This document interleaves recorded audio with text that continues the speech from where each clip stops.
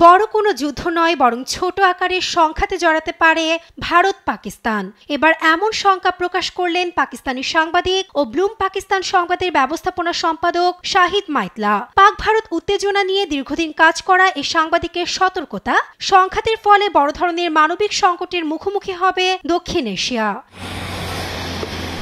পেহেলগাম হামলার ঘটনায় চিরবৈরী দুই প্রতিবেশী দেশের প্রতিশোধমূলক নানা পদক্ষেপের মধ্যে পাকিস্তানের সামরিক হামলার পরিকল্পনা ভারতের। তবে হাত গুটিয়ে বসে থাকবে না ইসলামাবাদও, এমন বার্তা পাকিস্তানের প্রতিরক্ষা দপ্তরের। তবে দুই দেশই পারমাণবিক শক্তিধর হওয়ায় এড়াতে চাইবে পূর্ণমাত্রার যুদ্ধ, এমন অভিমত পাকিস্তানি এ বিশ্লেষকের। ভারত যুদ্ধ শুরু করতে দৃঢ় প্রতিজ্ঞ বলে মনে হচ্ছে, তবে একটি সীমিত যুদ্ধ শুরু হতে পারে। দুই পারমাণবিক শক্তিধর দেশ দুটি পূর্ণমাত্রার যুদ্ধ এড়াতে চাইবে, তবে হতে পারে সীমান্ত সংঘর্ষ, সীমান্ত লঙ্ঘনের ঘটনা।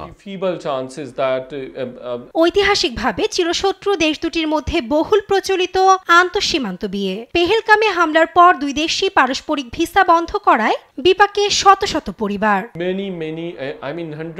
উভয় দেশই তাদের সীমান্ত বন্ধ করে দিয়েছে, ফলে ক্ষতিগ্রস্ত হচ্ছে শত শত পরিবার। সীমান্তের ওপারে মানুষের মধ্যেও বিয়ে হয়, মাকে ছাড়াই সন্তানকে নিজ দেশে ফিরতে হচ্ছে।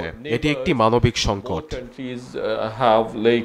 তবে এই সংকট সমাধানে আন্তর্জাতিক মধ্যস্থতার পরামর্শ বিশ্লেষকের। পেহেলগাম হামলার ঘটনায় আন্তর্জাতিক তদন্তের আহ্বান জানালেও সংঘাতের পথে হাঁটছে ভারত। নাসরিন আক্তার, নিউজ ডেস্ক, দেশ টিভি।